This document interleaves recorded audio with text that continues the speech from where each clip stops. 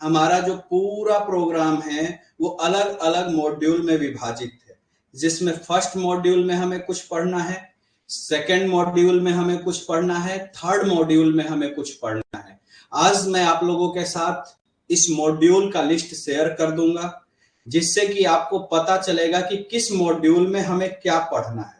तो आज का जो ये मॉड्यूल है, इसमें आज हमारा लास्ट है पहले मॉड्यूल में। पहले मॉड्यूल में हमारा टारगेट क्या था बेटा आप लोग के लिए, कि आप लोगों की थोड़ी सी बौद्धिकता को जगाया जाए, थोड़ा सा आपको झकझोरा जाए, थोड़ा सा आपके अंतरात्मा से ये आवाज निकाली जाए कि आपके लिए क्या सही है क्या गलत है। क्योंकि जाहिर सी बात है बेटा, इस दुनिया का कोई भी शक्ति आपको तब तक नहीं समझा सकता कुछ भी, जब तक स्वयं आप खुद समझने का प्रयास ना करें। यही गलतियां हर कोचिंग में, हर संस्थान में, हर स्कूल में होता है कि बच्चे क्लास में आए तो आते ही सबसे पहले लोग क्लास स्टार्ट कर देते हैं, सबसे पहले लोग सब्जेक्ट पढ़ना शुरू कर देते हैं। अब ऐसे में बच्चे को पता ही नहीं होता कि इस सब्जेक्ट को हम पढ़ क्यों रहे हैं। और जाहिर सी बात है बेटा कि जब ये नहीं पता होगा कि हम पढ़ क्यों रहे हैं, तब तक उसको कैसे पता लगेगा कि हमें करना क्या है। चलिए, स्वागत है आप सभी का। एक बार मैं आपका कमेंट देख लेता हूं।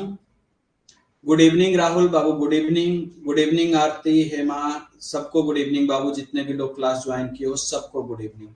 संध्या कह रही है सर 7 को एग्जाम है, सर मेन क्वेश्चन सेंड कर दीजिए प्लीज, 7 को एग्जाम है। संध्या क्या समझाऊं अब आपको मैं? पिछले 3 दिन से आप क्लास में क्या कर रहे हो, क्या समझ रहे हो कि अभी भी आपको 7 को एग्जाम है तो आपको मेन क्वेश्चन चाहिए? कौन है इस दुनिया में जो मेन क्वेश्चन आपको दे दे और उससे आपका एग्जाम निकल जाए? अगर किसी के पास मेन क्वेश्चन बचा होता, मेन क्वेश्चन किसी के पास ऐसा होता जो कि एकदम दे दे और एग्जाम निकल जाए, तो कौन है जो पढ़ाने आता, कौन है जो आपको सिखाने आता, और कौन है इस दुनिया में जो पढ़ना चाहता? कौन है? सब मेन क्वेश्चन लेते करके और सबको नौकरी मिल जाती। और कोई नौकरी ही क्यों दे आपको बेटा? कोई आपको नौकरी ही क्यों दे? जब मेन क्वेश्चन से ही आपको अगर नौकरी लेनी है, तो जो मेन क्वेश्चन बना रहा है सीधे उसी को काम पे न रख दिया जाए कि आपको नौकरी दिया जाए। यही तो 4 दिन से मैं समझाने का प्रयास कर रहा हूं। और अगर अभी भी आपको नहीं समझ में आया तो मैं यही कहूंगा कि एक बार आप फिर से क्लास 1 से क्लास देखिए कि आपको पिछले 3 दिन में हमने क्या समझाया है। बहुत गंभीर विषय है बेटा ये, और ये आप लोगों के लिए बहुत बड़ा थ्रेट है। खैर, मेरा काम आप लोग को समझाना है, आपको सिखाना है, आपको बताना है। आप में से जो अपने बुद्धि का इस्तेमाल करने का प्रयास करेगा वो सीखेगा, जानेगा। जो बुद्धि का इस्तेमाल नहीं करेगा उसके साथ अब क्या किया जा सकता है? कुछ भी। हमारे पास दूसरा उपाय नहीं है। एक अध्यापक के पास एक ही उपाय होता है कि आपको सिखा दे, आपको समझा दे, रियलिटी से वाकिफ करा दे। बाकी तो जीवन आपके हाथ में है। हाँ, आप में से जो लोग समझने का प्रयास नहीं कर रहे हैं, मैं कहीं जा नहीं रहा हूं। 1-2 साल बाद भी मैं यही हूं, मेरा नंबर वही है, मेरा एड्रेस वही रहेगा। एक बार आके आप लोग मिलिएगा और देखिएगा कि 2 साल बाद आपके जीवन में क्या परिवर्तन हुआ। नहीं समझोगे बेटा तो कुछ नहीं परिवर्तन होगा, बल्कि और बदतर होते जाएगा। जिस कंडीशन में आज आप लोग होगे ना, उस कंडीशन से और बदतर कंडीशन होता चला जाएगा समय के साथ। इस बात को आप लोग समझो। और ये मेन क्वेश्चन एग्जाम है 7 को या फिर 15 को एग्जाम है या फिर 25 को एग्जाम, ये क्या, व्हाट इज दिस? एग्जाम है तो आपकी तैयारी प्रॉपर होनी चाहिए, और प्रॉपर तैयारी नहीं है तो सपना किस बात का? अब एक खिलाड़ी खेल में दौड़ने जाता है, मान लीजिए दौड़ का खेल है, एक खिलाड़ी दौड़ने जा रहा है तो क्या वहां वो शॉर्टकट खोजेगा कि बीच से कोई रास्ता बना दो मैं उसी में दौड़ लूं? नहीं बेटा, दौड़ है तो सबके लिए बराबर है। जिसके पास बौद्धिकता होगी, जिसके पास क्षमता होगी, वो दौड़ में आगे निकलेगा। जिसके पास नहीं होगा वो फंसेगा। बाकी अगर आप लोग का कोई डाउट होगा, कोई क्वेश्चन होगा तो मैं क्वेश्चन लूंगा। थोड़ा सा मैं आप लोगों से बात करना चाहूंगा। 1 मिनट मेरे को दीजिए, मैं आप लोगों से बात करूंगा। आप लोग हाथ खड़ा कीजिए, आपके ऐप में हाथ खड़ा करने का ऑप्शन होगा, थोड़ा आप लोग हाथ खड़ा कीजिए, हम आप लोगों से बात करना चाहते हैं।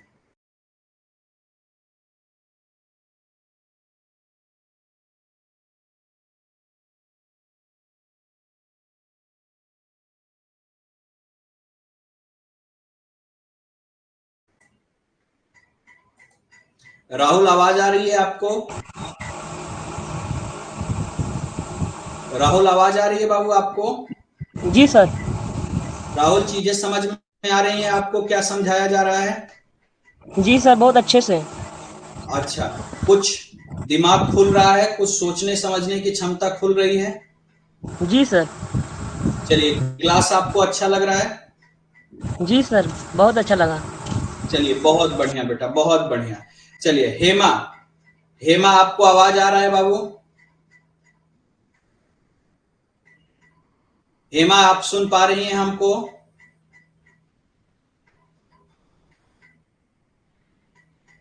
लग रहा है हेमा के यहाँ नेटवर्क प्रॉब्लम है थोड़ा। ठीक है, कोई नहीं। अतुल कुमार, अतुल कुमार, आवाज आ रही है बाबू आपको? चीजें समझ में आ रही हैं अतुल? हाँ यस सर। चलिए, कोई हाँ, दिक्कत? नहीं नहीं कोई प्रॉब्लम। बहुत बढ़िया, बहुत बढ़िया। चलिए, यानी कि सबको क्लियर है। तो अब हम लोग आगे बढ़ते हैं और आगे सीखने का प्रयास करते हैं कि आगे आज हम लोगों को क्या सीखना है। तो देखिए बेटा, अब जैसे किसी बच्चे ने, जैसे संध्या ने मैसेज किया कि सर एग्जाम है, कुछ मेन क्वेश्चन बता दीजिए। अब आप जरा समझिए, सोचिए, इस एग्जाम को देने के बाद क्या होता? इस एग्जाम को देने के बाद आपके साथ क्या होगा? तो आपको नौकरी दी जाएगी। एग्जाम जब आप दे लेते हो तो आपको क्या होगा? आपको नौकरी दी जाएगी। लेकिन ये नौकरी कैसी होगी बेटा? यानी लेट सपोज अगर आप आईएएस का ही एग्जाम देने जा रहे हो, आपने आईएएस का एग्जाम दे लिया, एग्जाम पास कर लिया, आप आईएएस बन गए, आप कुर्सी पे बैठ गए,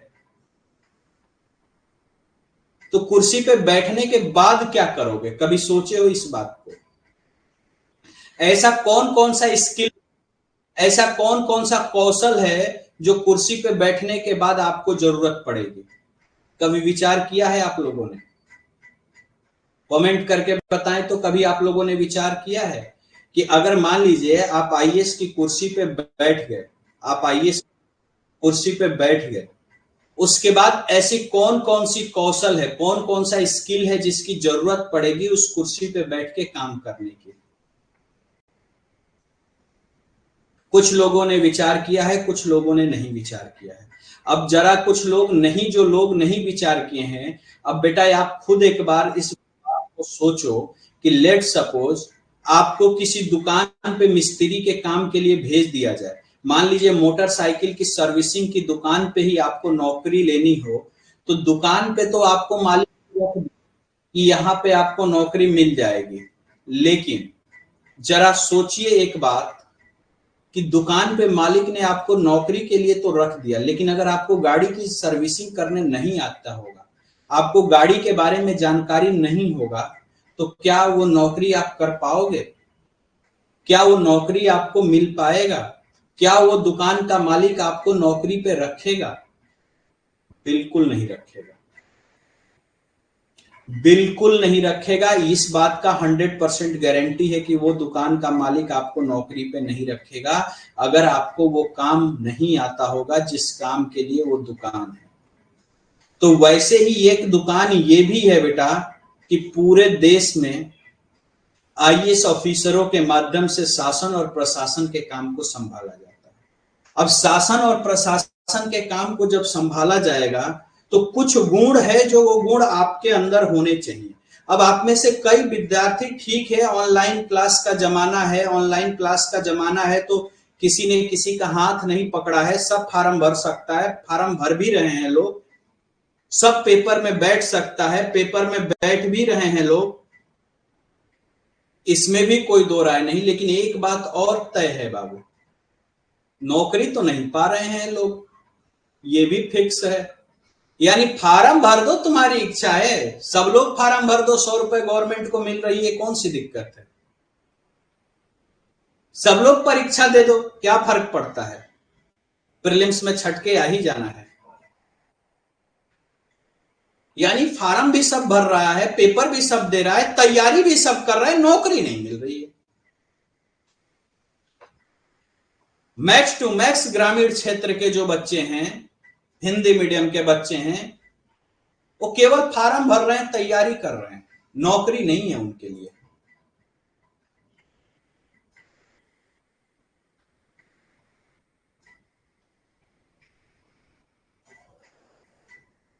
उनके लिए बाबू नौकरी नहीं है।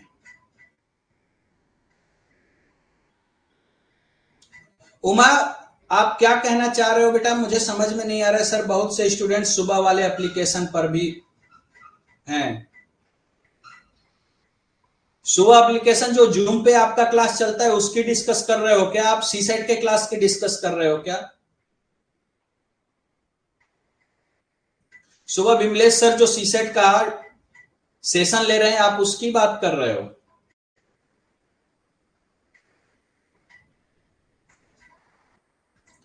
चलो खैर कोई नहीं, हम लोग यहां कंसंट्रेट करते हैं। कोई बात नहीं बेटा, वो सारे बच्चे यहां पे क्लास कर रहे हैं, वो सारे अपने ही बच्चे हैं, अपने ही स्टूडेंट हैं। सैटरडे संडे में आप लोग के साथ मैं भी जूम पे मिलूंगा, जहां जूम पे आप लोग आमने सामने हमसे बातचीत करोगे। आपको कुछ प्रोजेक्ट दिया जाएगा, प्रोजेक्ट पे लाइव काम कराया जाएगा, आपको सिखाया जाएगा। आपको ऐसे नहीं छोड़ा जाएगा कि केवल ज्ञान की बातें बता के और आप लोग को छोड़ दिया जाए, नहीं, हमारे यहाँ ऐसा नहीं होता है। हमारे यहाँ आपको बताया भी जाएगा, कराया भी जाएगा, सिखाया भी जाएगा, बशर्ते वही बच्चा कर सकता है जिस बच्चे के अंदर कुछ करने की ललक हो, कुछ सीखने की ललक हो। यही बात मैं आप लोग को समझाने का प्रयास कर रहा था कि 14 लाख बच्चे फॉर्म डालते हैं, 7 से 8 लाख लोग पेपर देते हैं, नौकरी सिर्फ 1000 को मिलनी है।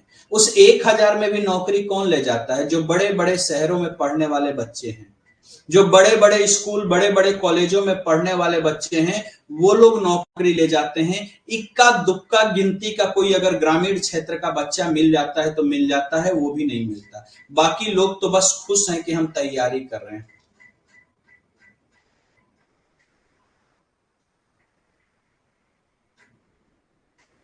अच्छा बेटा, सॉरी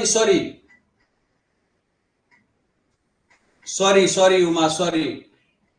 उमा का कहना है सर मेरा मतलब यह है कि स्टूडेंट ये सोच रहे हैं आपकी क्लास मॉर्निंग वाले एप्लीकेशन पर स्टार्ट होगी, वहां आपका वेट करें। बेटा वो जूम क्लास है, जूम क्लास मॉर्निंग वाला। उमा आप सबको इन्फॉर्म कर दीजिएगा कि ये वाला जो यूपीएससी स्टार्टर कोर्स है ये उन्हीं बच्चों के लिए है जो 49 रुपीज से रजिस्ट्रेशन कराए हुए हैं। देखो 49 रुपीज से कुछ होता नहीं है, बस इतना है कि यहां पे क्या है कि मैं चाहता हूं कि अगर आपके साथ 15-20 दिन, 1 महीने में चलूं और आपको जीएस की चीजें सिखाऊं, जिसमें राजनीति विज्ञान है, इतिहास है, ज्योग्राफी है, इतने सारे इकोनॉमिक्स हैं, नीति शास्त्र है, इतने सारे विषय हैं। अगर ये आपको सिखाना है तो ये मैं केवल उन्हीं बच्चों को सिखा पाऊंगा जिन बच्चों के अंदर ये हौसला और क्षमता हो कि नहीं मुझे सीखना है, जिसके अंदर, जिसको खुद के अंदर से ये जुनून आए कि हमें सीखना है, हमें कुछ करना है। केवल उन्हीं बच्चों को ये बातें सिखाई जा सकती हैं। बाकी लोगों के लिए क्या होता है? बाकी लोगों के लिए होता है चलो आए और चले गए। तो सीसेट का क्लास 3 दिन के लिए सर आप लोग का ले रहे हैं सेशन आपको सिखाने के लिए, तो इसलिए वो फ्री है। लेकिन यहां हमें जीएस में आपको 1 महीने के लिए लेके चलना है। तो 1 महीने के लिए लेके चलना है तो इसको हम उस तरह से सबके लिए अलाउ नहीं कर सकते, क्योंकि फिर लोग आते हैं जाते हैं बिना मतलब के कुछ भी बातें करते हैं। वैसे बच्चे नहीं चाहिए, हमें चाहिए कि वो बच्चे हों जो सच में सीखने के लिए हों। और सीखने के लिए हों तो आज के डेट में 49 रुपीज, 49 रुपए किसी के लिए बड़ी बात नहीं है। लोग 50 रुपए तो यूं ही कोल्ड ड्रिंक पे उड़ा देते हैं। और अगर जिसको अपनी करियर को लेकर चिंता होगी वो 50 रुपए देगा, और जो अगर 50 रुपए देगा ना वो हमारी बातों को सुनेगा भी, समझेगा भी और पढ़ेगा भी। इससे कुछ ज्यादा नहीं होगा बेटा, हमारा उसके साथ रिलेशन थोड़ा अटैच होगा तो हम उसको समझा पाएंगे, सिखा पाएंगे, बता पाएंगे। अन्यथा क्या होता है, यूं भीड़ तो आ जाएगी लेकिन वो भीड़ किसी काम की नहीं होती है। उनमें से आधे बच्चे तो ऐसे होंगे जो भीड़ आती है, पहले मैं फ्री में ही सेशन लेता था लेकिन वो आधे बच्चे तो ऐसे होते हैं जिनको कोई मतलब ही नहीं है यूपीएससी से। फ्री चल रहा है तो चल के देख लेते हैं क्या हो रहा है, क्योंकि लोगों की स्थिति आज के डेट में ऐसी है ना कि काम धाम तो है नहीं, पढ़ाई लिखाई तो है नहीं, टाइम पास कहीं भी हो जाए कर लेंगे। लेकिन ये टाइम पास वाली जगह नहीं है बेटा। हम जो आप लोगों से बात कर रहे हैं ना, ये बहुत गहरी बात कर रहे हैं। ये बात वही समझ सकता है जो उस गहराई में उतरना चाह रहा हो।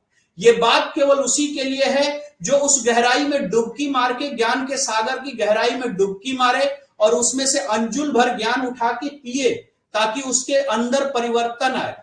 अब वो एक बच्चा होगा ना बेटा, वो एक बच्चा भी हमारे लिए पर्याप्त होता है, क्योंकि रिजल्ट वो एक बच्चा ही निकालता है, भीड़ नहीं निकालती है। देश को दिशा एक बच्चा ही दिखाता है, भीड़ नहीं दिखाता है। इसलिए यहां पे जो आप लोग की क्लासेस चल रही हैं, ये अलग तरह की क्लासेस हैं, अलग लेवल की क्लासेस हैं।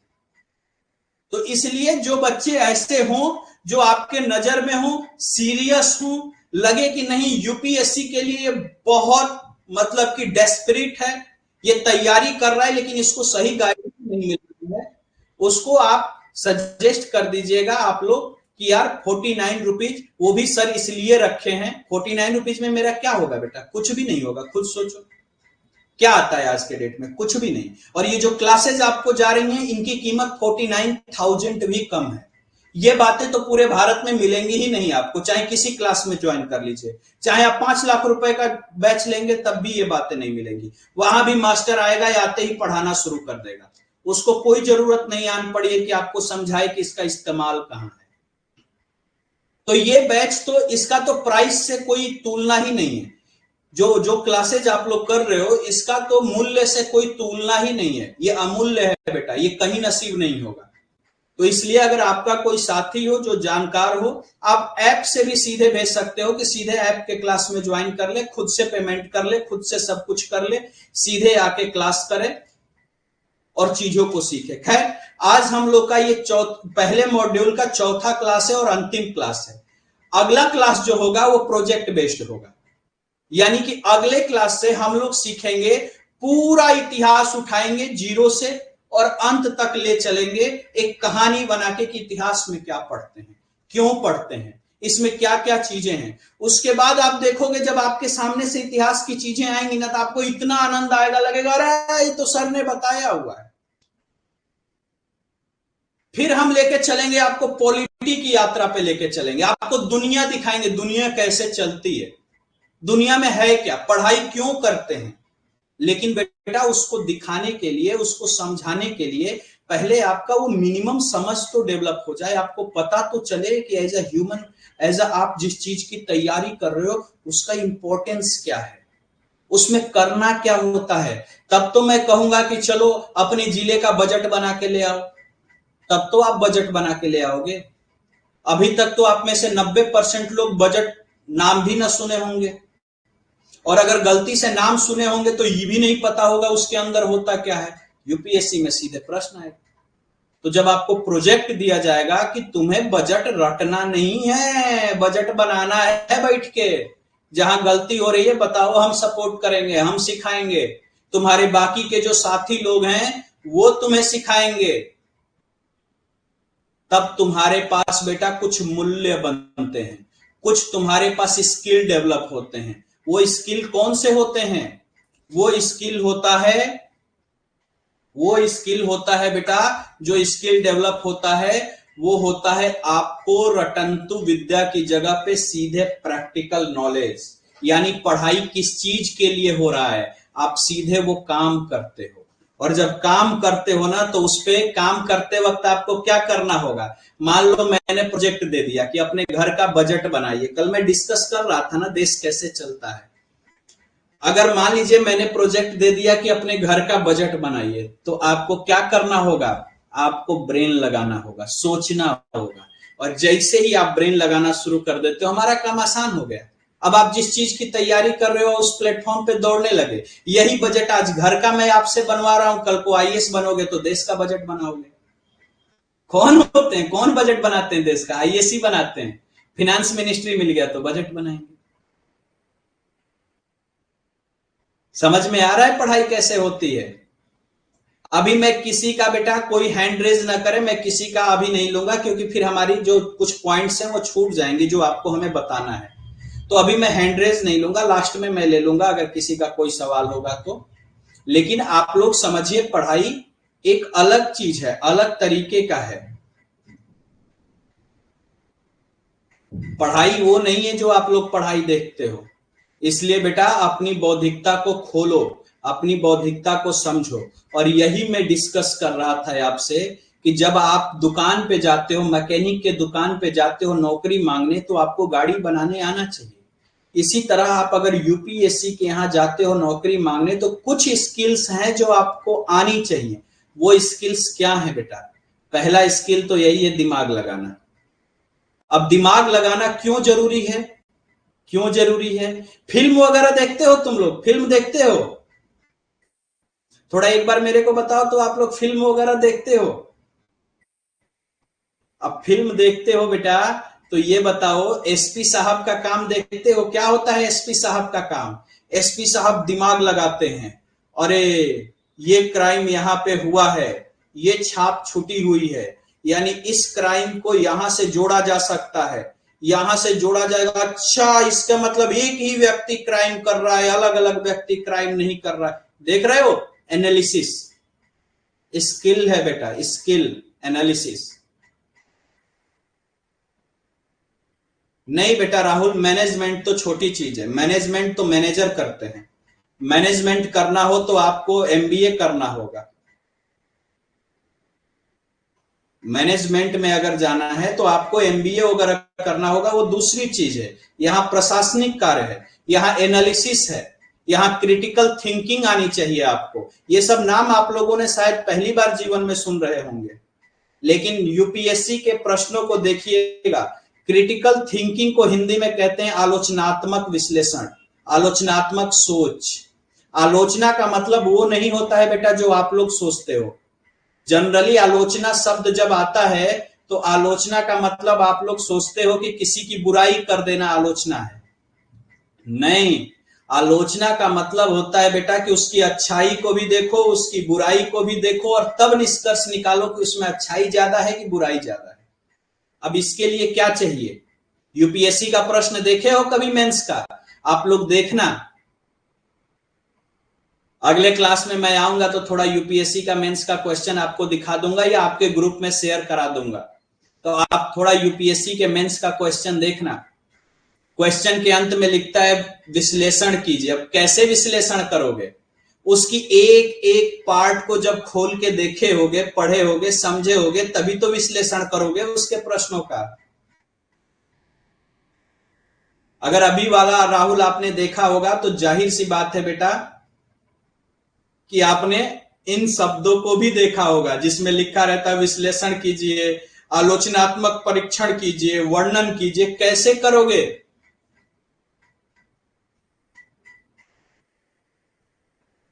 तुमने तो सीखा ही नहीं। और ऐसा नहीं है बेटा, ऐसा नहीं है कि तुम्हारे अंदर ये गुण नहीं है, ऐसा नहीं है कि तुम्हारे अंदर ये गुण नहीं है। सोचने समझने की क्षमता ऐसा नहीं है कि तुम में नहीं है ना, मैं ये बात बिल्कुल नहीं मानूंगा। तुम में से कोई भी बच्चा अगर क्लास में सीरियस बैठ के मेरी बातों को सुन ले, कोई पढ़ाई लिखाई नहीं चल रही है अभी, कोई पढ़ाई लिखाई नहीं है कि कॉपी किताब की जरूरत है। ये तो हम लोग आपस में बातचीत कर रहे हैं। एक बड़ा भाई अपने छोटे भाई बहनों से बातचीत कर रहा है, उनको समझाने का प्रयास कर रहा है कुछ, और सिर्फ इतना समझाने का प्रयास कर रहा है बेटा कि हम जो मनुष्य हैं, हम मनुष्य जानवरों से अलग किस सिलसिले में हैं? क्योंकि हमारे पास बुद्धि और विवेक है, हम सोच समझ लेते हैं। तो क्या जानवर नहीं सोचते समझते हैं? वो भी सोचते समझते हैं बेटा, वो भी सोचते समझते हैं। कोई ऐसा जीव नहीं है जो बिना सोच समझ के चले और इस दुनिया में सरवाइव कर ले, कोई ऐसा जीव नहीं है। और ये जो क्रिटिकल एनालिसिस होता है ना बेटा, जिसे क्रिटिकल थिंकिंग कहते हैं, गूगल पे डालोगे कि आज के डेट में दुनिया में सबसे ज्यादा इंपॉर्टेंट स्किल ह्यूमन के लिए कौन सा है, जब तुम सर्च करोगे कि आज के डेट में दुनिया में कौन सा एक ऐसा गुण है जो हर ह्यूमन को सीखना चाहिए जीवन जीने के लिए, तो गूगल तुम्हें आंसर देगा क्रिटिकल थिंकिंग। क्रिटिकल थिंकिंग के बारे में जब हिंदी में जब विचार करोगे कि क्रिटिकल थिंकिंग क्या होता है, तब तुम पाओगे कि क्रिटिकल थिंकिंग है कि क्या होना चाहिए, क्या नहीं होना चाहिए, हमारे लिए क्या बेहतर है, क्या बेहतर नहीं है। आप पाओगे बेटा आज के 90% विद्यार्थियों में ये थिंकिंग ही नहीं है। उनको पता ही नहीं है कि उनके लिए क्या उचित है, क्या अनुचित है। इसीलिए आप देख रहे हो कि रोजगार के लिए भीड़ बढ़ती जा रही है। और ऐसा नहीं है कि ये क्रिटिकल थिंकिंग किसी विद्यार्थियों में नहीं है, ऐसा नहीं है बेटा, ये सबके अंदर होता है। अगर तुम्हारे अंदर जान है ना, तुम्हें अगर जिंदगी मिली है तो ये क्रिटिकल थिंकिंग के साथ मिलेगी। इसके बिना तो तुम सरवाइव नहीं कर पाओगे। और आज से नहीं मिला है बेटा, जब पृथ्वी पे पहली बार जीव पनपा होगा ना, तब से ये क्रिटिकल थिंकिंग उस जीव के अंदर है। ये क्रिटिकल थिंकिंग आपके अंदर भी है। बस फर्क क्या है कि हनुमान जी की तरह आप अपनी शक्ति भूल गए हो। हनुमान जी के साथ भी क्या हुआ था, यही तो हुआ था, वो अपनी शक्ति भूल गए थे। तो जामवंत जी को आके उनको उनकी शक्ति याद दिलानी पड़ी थी कि तुम तो वो हो कि एक छलांग मारो तो यहां से समुंदर पार कर जाओ, बस तुम्हें याद नहीं आ रहा है कि तुम कर सकते हो। तो हम जैसे अध्यापकों का बेटा कोई ज्यादा काम आपके जीवन में नहीं है। कॉन्सेप्ट सिखाना तो दूसरी बात है, वो तो पढ़ाई लिखाई की बात हो गई, वो तो बाद में कर लेंगे। ये समझाना भी बहुत बड़ी जरूरत है और ये सबसे मोस्ट इंपॉर्टेंट काम है हम जैसे अध्यापकों का आपके लिए, कि आपको हम समझा पाए कि आप तो वो हो जो एक छलांग में उस पार उतर सकते हो लबासना के। आपको अपने शक्तियों का भान नहीं है। सारी शक्तियां आपके अंदर छिपी हुई हैं, सारा ज्ञान आपके अंदर छिपा हुआ है। बस क्या है कि कल मैंने समझाया था ना कि पर्दा पड़ा हुआ है, वो पर्दा अलग अलग तरीके से पड़ा हुआ है बेटा। जब ये आप सब्जेक्ट पढ़ोगे ना, तब जानोगे कि कैसे अंग्रेजों ने गुलामी का पर्दा आपके ऊपर डाल दिया, आपका मनोबल ही गिरा दिया। आपको पता ही नहीं कि आप क्या कर सकते हो, क्या नहीं कर सकते हो। आपके समाज ने आपके ऊपर पर्दा डाल दिया जातिवाद, धर्मवाद का, आपका मनोबल ही तोड़ दिया। आपको पता ही नहीं है कि आप क्या कर सकते हो। पत्नी ने पति के ऊपर पर्दा डाल दिया है प्रेम का, वो उस प्रेम में इतना मोहित है कि निकल के बाहर जाना ही नहीं चाहता, दुनिया में देखना ही नहीं चाहता। परिवार ने बच्चे पे पर्दा डाल दिया जिम्मेदारी का, तरह तरह की जिम्मेदारी का। बच्चा कुछ नया सोच ही नहीं सकता। बच्चा को लगता है कि कैसे ही 2 रोटी कमा के ला दे। इन्हीं सारे पर्दों को पढ़ाई के दौरान हटाना हमारा काम है बेटा।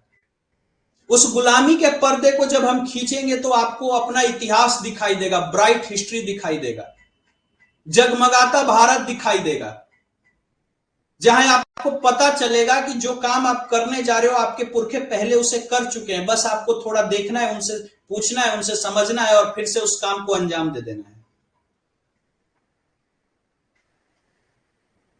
जब आप पॉलिटिकल साइंस पढ़ोगे तो आपके सामने से समाज का डाला हुआ पर्दा खींचेगा, कैसे संविधान के माध्यम से जाति धर्म सबको खत्म करके समानता लाने का प्रयास हुआ। आपको वो शक्ति दी गई कि तुम कुछ भी कर सकते हो इस दुनिया में। तुम्हें स्वतंत्रता दिया गया बेटा कि तुम कुछ भी कर सकते हो। अब लोहार का लड़का लोहार नहीं बनेगा,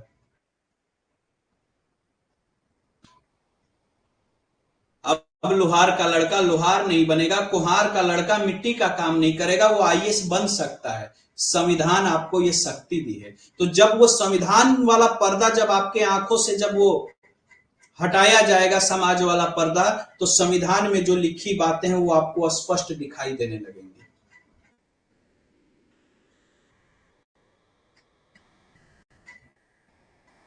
तो ऐसे करके धीरे धीरे बेटा ये पर्दे गिरते चले जाते हैं और हमें स्पष्ट सब कुछ दिखाई देते जाता है। तब जाके हम में से निकल के आता है वो अद्वितीय इंसान। और ऐसा नहीं है, ये क्रिटिकल थिंकिंग आप में पहले से नहीं है।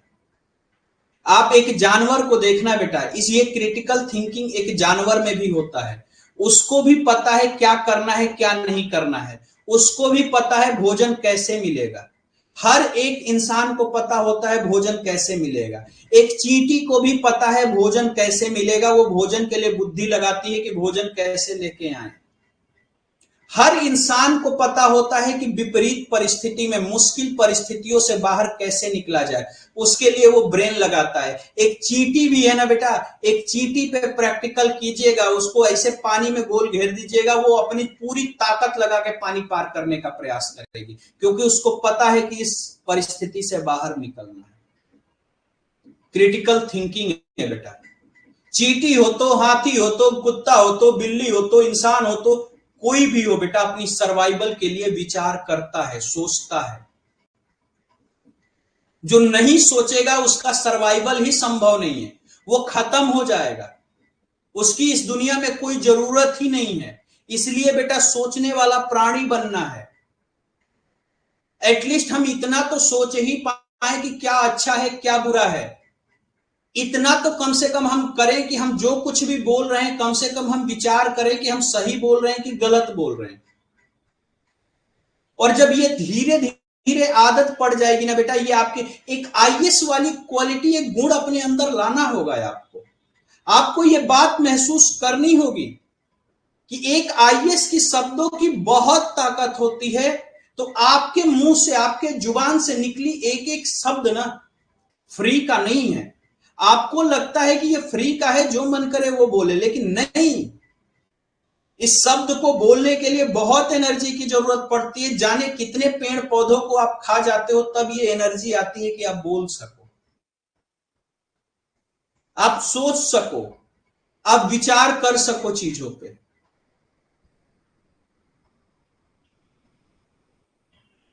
ये आवश्यक मूल्य है बेटा, आवश्यक कौशल है। कौशल क्या होता है, स्किल क्या होता है? स्किल होता है जो आपको दुनिया में जीवन जीने के लिए बहुत जरूरी हो। वो गुण होता है, गुण, कौशल जो आपको आने चाहिए। अगर आईएएस बनना है तो कुछ अलग तरीके का स्किल होगा।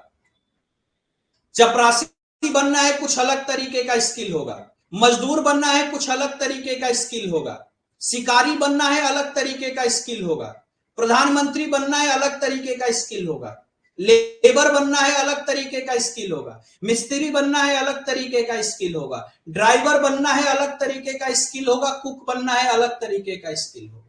सबके कुछ सेट ऑफ स्किल्स हैं जिसको डेवलप करना। आपको क्या बनना है आप तय कर लीजिए। विदेशों में ये प्रॉपर कराया जाता है बेटा। आप चाइना जाओगे ना तो प्रॉपर बच्चे को देख के उसकी एनालिसिस कराई जाती है कि ये बच्चे के अंदर कौन सा ऐसा स्किल है जो डेवलप कराया जाए तो ये बड़ी तेजी के साथ आगे बढ़ेगा। देखते हो सब्जी काटना भी एक स्किल है। चाइनीज लोगों का दिखाता है कैसे वो सब्जी काटते हैं, सब्जी पे ही फूल बना देते हैं, एक स्किल है बेटा। दादी लोग बांस को, या यूं समझिए कि दादी लोग, एक मुजवान होता है उसका वो डलिया बना देती हैं, स्किल है बेटा। ये सब क्या है? स्किल है। आपके अंदर ऐसा कौन सा स्किल है? थोड़ा विचार कीजिए, बताइए। आप लोगों ने सोचा है आपके अंदर कौन कौन सा स्किल है? एक आध स्किल थोड़ा कमेंट करके बताइए तो, कौन कौन सा स्किल है आपके अंदर। फिर मैं आईएएस के लिए कौन सा स्किल जरूरी होता है वो डिस्कस करूंगा 10 मिनट। आईएएस के लिए कौन सा स्किल और कैसा मूल्य होना चाहिए जीवन का। मूल्य क्या होता है? जो आपकी वैल्यू बढ़ाए। मूल्य क्या होता है? जो आपकी वैल्यू बढ़ाए। आप हो, ये फलानी जी ही हैं। कैसे तय होगा कि यही है? उनका मूल्य क्या है, उनके विचार कैसे हैं, इस पे हम डिस्कस करेंगे। लेकिन बताइए, जरा सोचिए आप लोग कि आप में कौन सा ऐसा स्किल है? कोई स्किल है आप में? सोचना है बेटा, जीवन इतना आसान नहीं है, बहुत कठिन है। सोचने पे भी नहीं आ रहा है ना दिमाग में।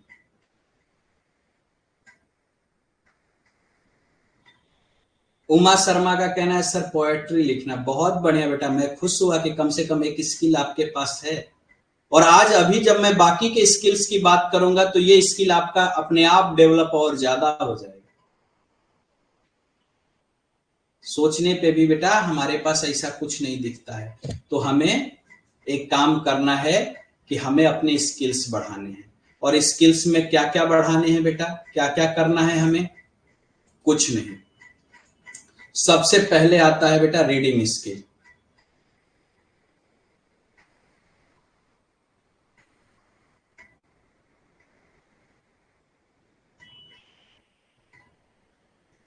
पहला आता है critical thinking.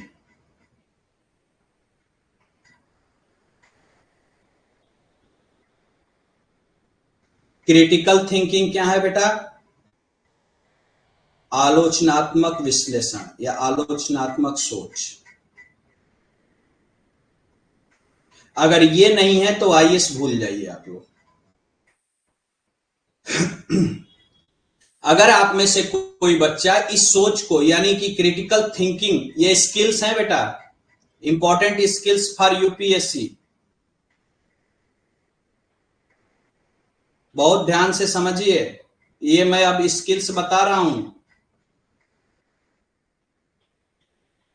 Important skill for UPSC.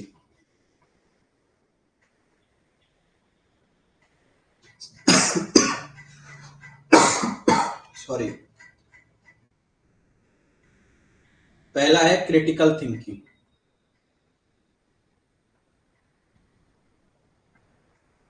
और क्रिटिकल थिंकिंग की शुरुआत कहां होती है?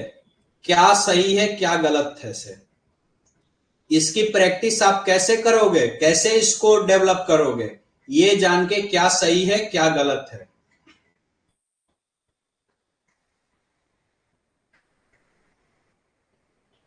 क्या सही है क्या गलत है, और इसके लिए तुम अक्सर क्यों सवाल पूछते हो। क्यों, हर चीज को क्यों से सवाल पूछते हो। पढ़ रहे हो, क्यों पढ़ रहे हो।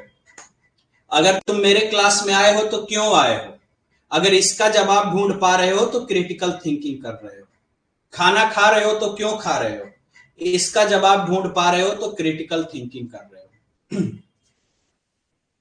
अब इस क्रिटिकल थिंकिंग के लिए बेटा, इसको जितना बेहतर करना है उतना बेहतर आपको नॉलेज चाहिए। जितना बेहतर आपके पास नॉलेज रहेगा उतना बेहतर आप ये क्रिटिकल थिंकिंग करोगे। इसीलिए देखो, यूपीएससी सवाल पूछता है तो क्या कहता है, आलोचनात्मक विश्लेषण कीजिए। मेंस का क्वेश्चन ऐसा ही होता है बेटा, आप लिख ही नहीं पाओगे ये वाला स्किल अगर आपके पास नहीं है तो। अब इस स्किल को डेवलप करने के लिए आपको नॉलेज चाहिए। नॉलेज आएगा कहां से? तो नॉलेज आएगा पढ़ने से। नॉलेज आएगा पढ़ने से, रीडिंग स्किल। ये अपने आप में एक स्किल है बेटा, आप इसको हल्के में मत लीजिए कि सर हमें किताब पढ़ने आता। नहीं आता है आपको पढ़ने। अगर आपको किताब पढ़ने आता तो आप हमारे क्लास में ही नहीं आते। क्यों? क्योंकि आप किताब पढ़ के ही काम चला लेते। जब किताब आपके पास है तो टीचर की क्या आवश्यकता है। किताब तो अपने आप में एक टीचर है, लेकिन आपको नहीं पता, नहीं पढ़ने नहीं आता। आप किताब को उठाते हो, पहली लाइन से आखिरी लाइन तक कड़ कड़ कड़ करके खत्म कर देते हो। वैसे किताब नहीं पढ़ा जाता। किताब आपसे कहना क्या चाह रहा है, उसमें कौन से भाव हैं जो छुपे हुए हैं, मूल भाव क्या उस किताब के लाइनों में छिपा हुआ है, वो आपको क्या समझाना चाह रहा है। आप किसी किताब को कैसे कितनी जल्दी कंप्लीट कर सकते हो। किताब पढ़ते वक्त आपका ध्यान जो है उस किताब से हटे नहीं। यानी ऐसा ना हो कि पन्ना पलटे हुए हैं और अपनी रंगीन दुनिया याद आ रही हो, फिर तो कोई काम का नहीं है वो किताब पढ़ना। किताब आपको तभी नॉलेज देगा जब आपको उसको पढ़ने का तरीका पता होगा। तो नॉलेज कहां से आएगा बेटा? नॉलेज आएगा रीडिंग स्किल से। नॉलेज आएगा रीडिंग स्किल से। अब आपके पास नॉलेज भी हो गया और क्रिटिकल थिंकिंग भी हो गया, दोनों आपके पास हो गए। आपके पास नॉलेज भी हो गया, क्रिटिकल थिंकिंग भी हो गया, यानी किताब पढ़ने भी आ गया। किताब पढ़ने से आपने नॉलेज सीख लिया। नॉलेज से आप सोच समझ पा रहे हैं क्या सही है क्या गलत है, क्यों है, क्या है, कैसे है, क्यों होना चाहिए, नहीं होना चाहिए। हर विषय पे आप विचार कर पा रहे हो। डोनाल्ड ट्रंप टैरिफ लगाए, उन्होंने टैरिफ क्यों लगाया भारत पे, आज का ब्रेकिंग न्यूज है। उन्होंने टैरिफ क्यों लगाया, क्या ये टैरिफ लगाना सही था, क्या ये टैरिफ लगाना गलत है, क्या ये भारत के पक्ष में है, भारत के विपक्ष में है। जब आप ऐसे सोचने लगते हो ना दुनिया के हर विषय पे, यानी कि जो आपके यूपीएससी से रिलेटेड जो सब्जेक्ट दिया गया है, हम लोग देख चुके हैं पहले क्लासेस में कि सब्जेक्ट क्या दिया गया है। सब्जेक्ट वही है जिससे रिलेटेड आपको काम है समाज में, political science, history, international relation.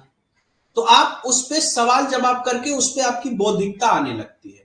अब जब बौद्धिकता आ गई बेटा, मान लो कि आप बौद्धिक हो गए, आप मान लो कि बौद्धिक हो गए, लेकिन अगर आप बौद्धिक हो गए तो बौद्धिक होना किस काम का, जब अपनी इस बौद्धिकता को आप किसी को बता ही नहीं पा रहे। आप सोचो कि आप बौद्धिक हो गए, सारा आपने समझ लिया, पढ़ना सीख लिया किताबों को, अब आप कुछ भी पढ़ रहे हैं तो आपके दिमाग में रह रहा है, आप कुछ भी पढ़ रहे हैं आपके दिमाग में रह रहा है, कुछ भी सीख रहे हैं आपके दिमाग में। ये एक दिन का काम नहीं है बेटा, ये क्रिटिकल थिंकिंग, रीडिंग स्किल्स, ये रोज धीरे धीरे आप में इंप्रूवमेंट होगा। ये हमारे कैरेक्टर का पार्ट होता है, हमारे व्यक्तित्व का पार्ट होता है। जैसे आपका शरीर एक दिन में ही 100 ग्राम से 75 किलो का नहीं हो गया, वैसे एक दिन में ये क्रिटिकल थिंकिंग और रीडिंग स्किल्स भी एक दिन में 100 ग्राम से 75 किलो नहीं हो जाएगा। इसमें आपको 6 महीने 1 साल लगाने पड़ेंगे।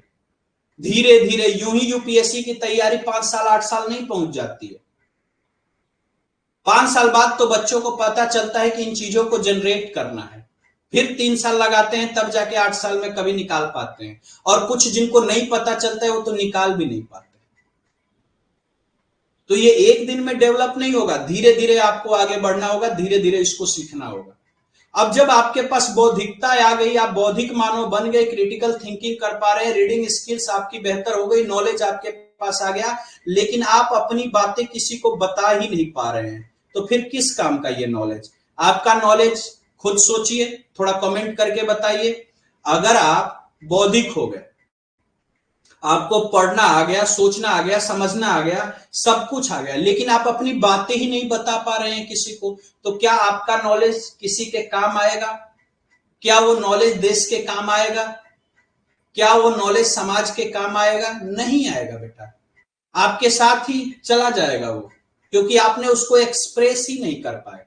तो ये होता है बेटा। अब आपको एक्सप्रेस करना हो तो आप कैसे कैसे अपने नॉलेज को एक्सप्रेस कर सकते हो, अपनी बातें किसी को कैसे बता सकते हो? आपने यहां एनालिसिस करना सीख तो लिया, आपने एनालिसिस तो कर लिया चीजों को, लेकिन इस एनालिसिस को जब एक्सप्रेस ही करने नहीं आ रहा है आपको, तो वो किस काम की पढ़ाई है, किस काम का ये सीखना है? किसी काम का नहीं। तो यहां पे आपको बेटा खुद को एक्सप्रेस करने के लिए, खुद को एक्सप्रेस करने के लिए आपको 2 स्किल की जरूरत पड़ती है। एक होता है बेटा राइटिंग स्किल, यानी आप अपनी बातों को या तो किसी को लिख के बता सकते हो या तो अपनी बातों को किसी को बोल के बता सकते हो। स्पीकिंग स्किल्स, स्पीकिंग स्किल्स, आप अपनी बातों को बेटा या तो लिख के बता सकते हो किसी को, या तो बोल के बता सकते हो। दूसरा तो कोई तरीका है नहीं बोल बताने का। तो आपको राइटिंग स्किल्स आनी चाहिए, आपको स्पीकिंग स्किल्स आनी चाहिए। अब राइटिंग स्किल्स आप कहोगे सर वो तो हम लिख ही लेते हैं। अगर लिख लेते हो तो मैं आज आपको एक होमवर्क दे रहा हूं। मान लो यही एक होमवर्क हो गया कि डोनाल्ड ट्रंप ने, अमेरिका के राष्ट्रपति ने, पहले तो आप में से लोगों को जानना पड़ेगा अमेरिका क्या है। खैर ये विषय पढ़ते वक्त जानते हैं, ये अभी हमारा फोकस नहीं है। मैं कह दूं कि इस पे एक एडिटोरियल लिखो, जाओ टैरिफ लगाया गया उस पे एक एडिटोरियल लिखो, हालत पंचर। अभी तो लिखने आ रहा था लेकिन अब क्या लिखे समझ ही में नहीं आ रहा। हम कहते कि चलो एक न्यूज का फ्रंट पेज डिजाइन करके फ्रंट पेज पे लिखो, फ्रंट पेज डिजाइन करो और फ्रंट पेज पे लिखो टैरिफ को लेके ब्रेकिंग न्यूज लिखो, थोड़ा एक हालत गंभीर नहीं आएगा। मैं कहूं चलो एक नोटिस लिख दो पूरे भारतवासियों को कि डोनाल्ड ट्रंप ने टैरिफ लगा दिया है तो भारतवासियों को क्या करना चाहिए, हालत गंभीर, गायब, नहीं आता लिखने। ये राइटिंग स्किल्स है बेटा, इसको सीखना पड़ता है। इसीलिए यूपीएससी क्या करता है, अब यूपीएससी के एग्जाम में चलते हैं। यूपीएससी के एग्जाम में क्रिटिकल थिंकिंग प्रश्न इसीलिए पूछता है, आपकी क्रिटिकल थिंकिंग चेक करने के लिए। आपकी नॉलेज चेक करने के लिए। इसी नॉलेज को प्राप्त करने के लिए आप रीडिंग स्किल्स जनरेट करते हो, पढ़ना सीखते हो। और ये पढ़ने का भी वो टेस्ट ले लेता है। इस रीडिंग स्किल्स और एनालिसिस का टेस्ट वो सीसेट के कॉम्प्रिहेंशन में ले लेता है। सीसेट के कॉम्प्रिहेंशन का जब एग्जाम होता है तो उसी में ये आपका टेस्ट ले लेता है। एक पैराग्राफ देगा, पढ़िए और उसके आधार पे उत्तर दीजिए। आप कितना पढ़ने में माहिर हैं, कितनी जल्दी उस चीज को पढ़ पा रहे हैं, उस पैराग्राफ को कितनी जल्दी पढ़ के आप समझ जा रहे हैं कि वो पैराग्राफ आपसे कहना क्या चाह रहा है। उसके आधार पे उसका उत्तर दीजिए। क्यों बेटा? क्योंकि आपकी नौकरी ही ऐसी रहने वाली है। जब आप कुर्सी पे बैठे रहोगे तो शासन से ऑर्डर आएगा कि इस चीज को लागू कराना है, तो उस ऑर्डर को पढ़ के आप समझ पा रहे हो कि नहीं कि इसमें कहा क्या गया है, और कितनी जल्दी समझ लो। मान लो आप एक आईएएस ऑफिसर बन गए, एक डीएम बन गए, और आप किसी मीटिंग में जनता दरबार लगाए हुए हो। जनता दरबार में हमारे जैसा कोई बुजुर्ग आ गया तुम्हारे सामने और उसने हाथ जोड़ते हुए कहा कि साहब ये हमारा एप्लीकेशन है, हमारा कोई अधिकारी सुन नहीं रहा है। अब वो एप्लीकेशन, अब आप क्या करोगे? ऐसा तो नहीं कहोगे उस अधिकारी, उस बुजुर्ग को कि कल मेरे ऑफिस में आना तब देखेंगे। फिर तो आपको काहे के लिए काम पे रखा गया? फिर तो आप बेकार आदमी हैं। आप उस बुजुर्ग आदमी को दौड़ा रहे हैं जहां आपको रखा गया है कि उसकी सहूलियत हो। आप तो, अब आप कहोगे सर लेकिन समाज में तो उल्टा होता है। बेटा, हम दो चार जो गलत एग्जाम्पल है ना, हम उन्हीं को बार बार देख लेते हैं, इसलिए लगता है समाज में सब उल्टा है। लेकिन अच्छे लोग भी बहुत ज्यादा है। डिपेंड तो आप पे करता है, आप अच्छा बनोगे कि बुरा बनोगे। लेकिन ये सिलेक्शन तब तक नहीं होगा जब तक ये क्वालिटी आप में नहीं होगा, क्योंकि सरकार तो एक मानक रखेगी ना कि हमें कैसे लोग चाहिए नौकरी पे। अब आप गए हो मीटिंग में, किसी बुजुर्ग ने आपको अगर थमा दिया कि ये हमारी पर्ची, हमारी अर्जी है साहब, कोई अधिकारी सुन नहीं रहा है, तो क्या कहोगे? ऑफिस में आओ। नहीं बेटा, वहीं पे एक नजर में ऐसे अर्जी पढ़ा, एक नजर ऊपर से नीचे देखा, पूरी अर्जी समझ गए, रख दिया और सामने अधिकारियों को ऑर्डर दे दिया, बाबा का इस काम को निपटा दो। यही तो आपके काम है। तो ये काम आप कैसे करोगे जब तक आपके पास ये रीडिंग स्किल्स नहीं होंगे? तो ये रीडिंग स्किल्स सीखना पड़ता है बेटा। अब ये 8 साल लगा के सीखो, 8 साल लगा के सीखो या 8 महीने में सीखो, ये तुम्हारे ऊपर है। आप में से अगर कोई आपका दोस्त मित्र मेरे एनसीईआरटी के बैच में हो, मेरे एनसीईआरटी के बैच में आपका कोई दोस्त मित्र हो, 6 महीने का ये कोर्स होता है, 6 से 8 महीने का, तो कभी उससे बात कर लीजिए। आप खुल्लम खुल्ला ऑफर होता है, बात कीजिए उसके क्रिटिकल थिंकिंग पे, उसका सोच देखिए, बात कीजिए उसके रीडिंग स्किल्स पे, उसकी रीडिंग स्किल्स देखिए, ताज्जुब करेंगे देख के कि ऐसा भी हो सकता है, कि हाँ बेटा हो सकता है। ये सब डेवलप करना पड़ता है, डेवलप होता है, आपको भी करना है। जितना सिखा पाऊंगा मैं आपको सिखाने का प्रयास करूंगा, लेकिन ये 1-2 दिन का काम नहीं है, एक लंबा समय लगता है। 6 महीने, 8 महीने, 10 महीने का टाइम लगता है, लेकिन जितना सिखा पाऊंगा सिखाऊंगा। तो यूपीएससी आपकी क्रिटिकल थिंकिंग चेक कर ली, रीडिंग स्किल चेक कर ली, और यहां पे मेंस आंसर लिखवा ली, मेंस आंसर लिखवा ली, मेंस आंसर लिखवा ली, और मेंस आंसर के माध्यम से आपका राइटिंग स्किल चेक कर लिया, आपकी राइटिंग स्किल कैसी है, और साथ में आपकी स्पीकिंग स्किल चेक कर लिया इंटरव्यू से, आपकी इंटरव्यू ले लिया और आपकी स्पीकिंग स्किल्स चेक कर लिया, आपकी लीडरशिप क्वालिटी चेक कर लिया। यानी कि एक स्किल और इसमें अगला जोड़ लीजिए, लीडरशिप क्वालिटी। लीडरशिप क्वालिटी क्या है? अकेले अकेले सारा काम ना करते रहना, लीड करना, टीम को लीड करना, टीम को लीड करना, अपनी बातें रखना, बातें ऐसे रखना जैसे किसी को बुरा ना लगे, पूरा टीम मेंबर एक होके काम करे, एक उद्देश्य, एक लक्ष्य के लिए एक साथ आके काम करना, लीडरशिप क्वालिटी। ये 5 स्किल आपको जनरेट करने पड़ते हैं बेटा तैयारी के दौरान, तब जाके जीवन में कुछ हो पाता है, तब जाके जीवन में कुछ हो पाता है, तब जाके आईएएस की नौकरी निकलती है। अगर ये चीज आप डेवलप नहीं कर रहे हैं तो भारत में कहीं पढ़ लीजिए, कुछ ना होना, क्योंकि ये बेसिक नीड है, उस नौकरी की जरूरत है, और ये करने वाले लोगों की भारत में बहुत कमी है। भारत में बौद्धिक लोगों की बहुत कमी है जो एनालिसिस कर पाए, जिनके रीडिंग स्किल बेहतर हो, जो खुद को एक्सप्रेस कर पाए, चाहे लिख के चाहे बोल के, और जिनके पास ये क्वालिटी है आप देखोगे वो टॉप पे है। आप देखो मोदी जी की स्पीकिंग स्किल्स कितनी तगड़ी है, उनकी क्रिटिकल थिंकिंग कितनी तगड़ी है। जाहिर सी बात है नॉलेज के लिए उनके पास रीडिंग स्किल्स भी बहुत बेहतर रही होगी। आप किसी आईएएस ऑफिसर को देख लीजिए, किसी बिजनेसमैन को देख लीजिए, आपके घर के आसपास में कोई ऐसा हो जिसकी जीवन शैली बहुत बेहतरीन हो, आप उसके एक एक बच्चों का देख लीजिए जो पैसा कमा रहा हो अच्छा खासा, जिसके पास पावर हो, उसके पास ये पांचों गुण मिलेंगे। ये 5 पांडव हैं जो सबके पास होने चाहिए। ये 5 पांडव हैं जो सबके पास होने चाहिए। ये 5 पांडव कौन कौन से हैं? क्रिटिकल थिंकिंग, क्या उचित है क्या अनुचित है, क्या सही है क्या गलत है। युधिष्ठिर है, यही युधिष्ठिर है बेटा। क्रिटिकल थिंकिंग, क्या सही है क्या गलत है, धर्मराज है ये। मनुष्य होने के नाते तुम्हें जरूरत है। और धर्मराज की सबसे बड़ी शक्ति क्या है? क्रिटिकल थिंकिंग की सबसे बड़ी शक्ति क्या है? नॉलेज। नॉलेज नहीं रहेगा तो कुछ भी नहीं होगा। क्रिटिकल थिंकिंग कैसे करोगे विदाउट नॉलेज? तो नॉलेज होना बहुत जरूरी है। और नॉलेज कहां से आएगा? रीडिंग स्किल्स से। युधिष्ठिर की असली ताकत कौन थे? भीम थे। भीम कौन है? यही रीडिंग स्किल है। अगर रीडिंग स्किल आपकी सही नहीं है तो नॉलेज नहीं आएगा, नॉलेज नहीं है तो क्रिटिकल थिंकिंग नहीं होगा।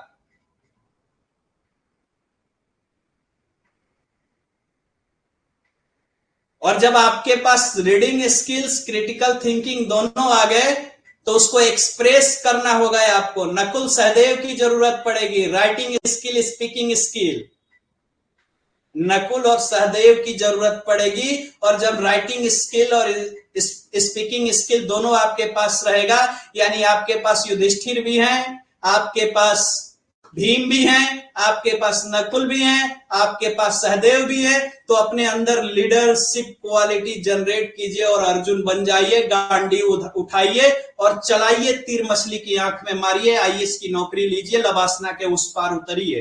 कोई नहीं इस धरती पे आपको रोक पाएगा। आप अतुलनीय हो जाएंगे, अद्वितीय हो जाएंगे। अगर इतनी क्षमता अगर आपने विकसित कर लिया तो आपकी बराबरी नहीं होगा। अब आप देश के एक एसेट होंगे।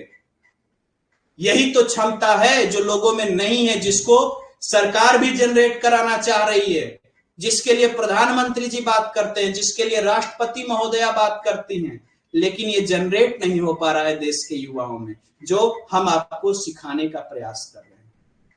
तो इस तरह से बेटा ये 5 पांडवों को अगर आपने अपने पास रख लिया तो समझिए कि आपका काम हो गया।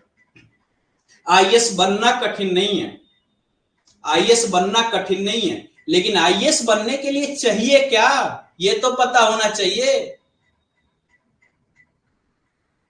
अब आप मिस्त्री तो बनना चाहते हैं, लेकिन आपको पता ही नहीं है कि हथियार में टेस्टर भी होता है। कैसा मिस्त्री बनेंगे बिजली का? आप घर बनाना तो चाहते हैं, लेकिन आपको पता ही नहीं। आप घर बनाने वाला मिस्त्री तो बनना चाहते हैं, लेकिन पता ही नहीं है कि वसूली क्या होता है, हथौड़ी क्या होता है, आपको पता ही नहीं है। तो कैसे बनेंगे? नहीं बनेंगे ना। सोचना है बेटा। कंप्यूटर इंजीनियर बनना तो चाहते हैं, लेकिन कोडिंग के बारे में पता ही नहीं है। कंप्यूटर कैसे काम करता है पता ही नहीं है, तो कैसे कंप्यूटर इंजीनियर बनेंगे? मैकेनिकल इंजीनियर बनना तो चाहते हैं कि कार डिजाइन करें, सबकी चाहत है, लेकिन कार काम कैसे करता है इसके बारे में जानकारी ही नहीं है, तो कैसे इंजीनियर बनेंगे? सोचने वाली बात है बेटा। विचार कीजिएगा। ये 5 मोस्ट इंपॉर्टेंट स्किल हैं, इसको लिख लीजिएगा, समझ लीजिएगा। ये जो स्किल हैं ये 5 पांडव हैं। ये जो स्किल है ये क्या है? ये बेटा हमारे लिए 5 पांडव है। 5 पांडव।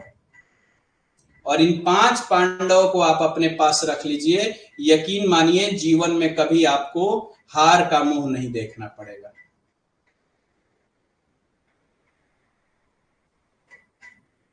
पांच पांडवों को अपने साथ रख लीजिए तो आपको कभी भी हार का मुंह नहीं देखना पड़ेगा। और बाकी कहो कि सर हमें मार्गदर्शन कौन दिखाएगा, तो खैर भगवान कृष्ण के चरणों की धूल भी हम लोग नहीं है, लेकिन अध्यापक होने के नाते कहीं ना कहीं भगवान कृष्ण भी पूरे महाभारत में अर्जुन को रास्ता दिखा रहे थे, बता रहे थे कब कौन सा तीर चलाना है।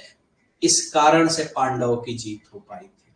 तो उसमें हमारी भूमिका यही है कि बेटा अब सही समय है क्रिटिकल थिंकिंग की, अब सही समय है रीडिंग स्किल्स की, अब निकालो पेन, लिखो मेंस आंसर, सही समय है आंसर राइटिंग की, सही समय है पढ़ने की। आपको गाइड करें, आपको एक तरीके से लेके चले और आपको लवासना के उस पार उतार के आपको आईएएस बनने के रास्ते पे छोड़ के आए, ये हमारा काम है। लेकिन इतनी चीजें आपको सीखना पड़ेगा, ये सीखना आपका काम है। अगर आप ये नहीं सीखोगे तो काम गड़बड़ हो जाएगा। और ये किसी कोचिंग में नहीं सिखाया जाता, किसी कोचिंग, ये बच्चे स्वयं सीखते हैं। ये सिर्फ हमारे यहां सिखाया जाता है क्योंकि ये मोस्ट इंपॉर्टेंट है। इतना बच्चा सीख जाए ना, अगर ये 5 पांडवों को अगर बच्चा सीख जाए तो उठा के और उसको जंगल में छोड़ दो तब भी सरवाइव कर जाएगा। उस बच्चे को उठा के पहाड़ पे छोड़ दो ना, तब भी एक नया साम्राज्य खड़ा कर लेगा, अगर इन 5 क्वालिटी को बच्चे सीख ले। तो आज का हमारा टारगेट बेटा आपको यही सिखाने का था।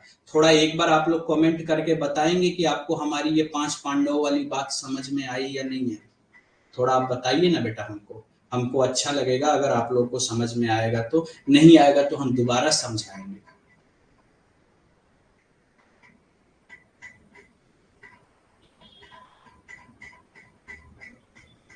बहुत बढ़िया बेटा, बहुत बढ़िया। बाकी लोग बाबू सबका कमेंट आना चाहिए। बहुत बढ़िया। अब कल से हम लोग क्या करेंगे बेटा, कल से हमारा नेक्स्ट फेज शुरू होगा। आज यहां आपको स्किल वगैरह समझाने तक की बात खत्म हो गई। अब यहां स्किल वगैरह समझाने की बात खत्म हो गई। अब देखो एक चीज और है बेटा, जब यहीं से क्या सही है और क्या गलत है तुम चुनना शुरू कर देते हो ना, तो यहीं से तुम्हारी नैतिकता भी आधारित होने लगती है, तुम्हारे मूल्य बनने लगते हैं, तुम्हारी नैतिकता डिसाइड होने लगती है, तुम्हारी ईमानदारी और सत्यनिष्ठा परख में आने लगती है। जो आपकी यूपीएससी का जीएस पेपर 4 है, जो यूपीएससी का जीएस पेपर 4 एथिक्स है, वो यहीं से डिसाइड होगा। अगर आपके अंदर क्रिटिकल थिंकिंग नहीं है तो आप तो तय ही नहीं कर पाओगे क्या सही है क्या गलत है। और जब तय ही नहीं कर पाओगे क्या सही है क्या गलत है, तो कुर्सी पे बैठ के कैसे तय करोगे। ऐसा कोई टैबलेट तो बना नहीं, ऐसा कोई इंजेक्शन तो बना नहीं जो टैबलेट खिला दो या इंजेक्शन लगा दो तो बुद्धि एक रात में परिवर्तित हो जाए, एक रात में तुम समझने लगो क्या सही है क्या गलत है। ऐसा कुछ तो है नहीं। तो इसे से सब सीखना पड़ता है और सब तैयारी के दौरान ही सीखना पड़ता है। जो सीख लेता है वो लवासना के उस पार, जो नहीं सीखता है वो लवासना के इस पार। तो इसके साथ ही बेटा बहुत अच्छा लगा, सब लोगों ने कमेंट किया 100% समझ में आई सर। हाँ सर समझ में आ गया, जी सर समझ में आया है। बहुत बढ़िया बेटा, बहुत बढ़िया, 100% आया है सर, बहुत बढ़िया। रुचि करे सच में सर आप बहुत अच्छे से समझाते हैं, very very thank you sir. बाबू बहुत अच्छा लगा बेटा कि आपको समझ में आया। मैं आप लोग को बस इतना प्रयास करता हूं कि आप लोग जो मेरे छोटे भाई बहन, मुझे पता है कि सब ग्रामीण परिवेश से सब संघर्ष कर रहे हो, सब अपने जीवन को बदलना चाहते हो। तो बस सफर को लंबा ना हो, आप पहले ही समझ जाओ क्या करना है, उसके हिसाब से काम करो, अचीवमेंट मिल जाएगा। एंड थैंक यू बेटा इतने सम्मान और इतने प्रेम के लिए। ये प्यार और सम्मान ही आप लोग का है जो हमें मोटिवेशन देता है हर रोज आके यहाँ पे 1 घंटा आपके बीच में आपकी क्लासेस लेने और बताने के लिए। खैर नेक्स्ट क्लास और भी बेहतरीन होगा। नेक्स्ट क्लास में हम पूरे इतिहास को एक कहानी की तरह समझेंगे। उसके बाद आपको जीवन में इतिहास से लेके कोई दिक्कत ही नहीं होगा। कल हम देखेंगे अगले जो मॉड्यूल 2 का जो क्लासेस होने हैं वो कल देखेंगे। थैंक यू बेटा, सेशन को एंड करते हैं, फिर हम लोग नेक्स्ट क्लास में सेम टाइम पे मिलेंगे नेक्स्ट क्लास में। Thank you.